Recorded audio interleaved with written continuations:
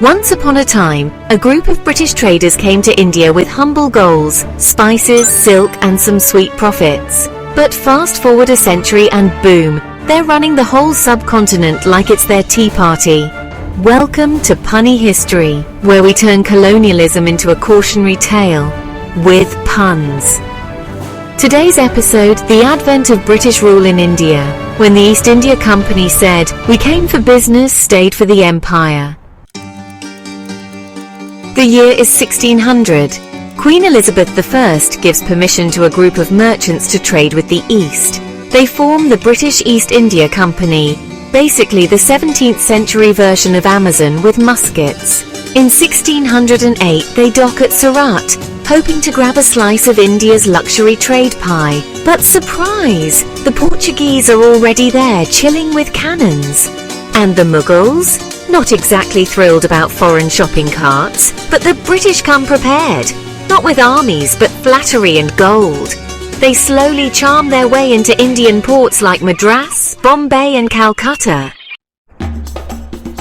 At first they build factories, not the industrial kind, but fortified trading hubs. But as Mughal power weakens, they switch strategies. Why buy silk when you can control the loom? Enter the game-changing event, Battle of Plassey, 1757. British forces led by Robert Clive defeat the Nawab of Bengal with a little help from betrayal and bribery. And just like that, the East India Company isn't just trading, they're taxing, ruling and rewriting the rules. From traders to tyrants, it's the ultimate corporate promotion. Soon, the company isn't just managing ports, it's running entire provinces. With a private army over 200,000 strong, they're more powerful than some countries.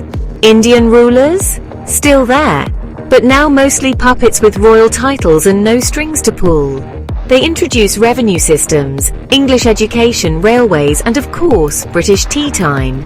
Spoiler, the tea leaves were from India too.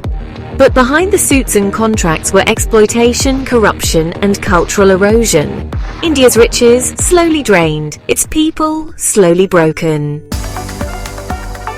The East India Company even had its own flag, currency, and army. It was a business, but also a government, army, and colonizer in one. Basically, the OG villain of globalization. By the mid-1800s, after nearly 2 centuries of scheming and seizing, the British had gone from guests at the table to owning the house. And in 1858, after the revolt of 1857, the British Crown said, "All right, company, thanks. We'll take it from here." And so began the British Raj.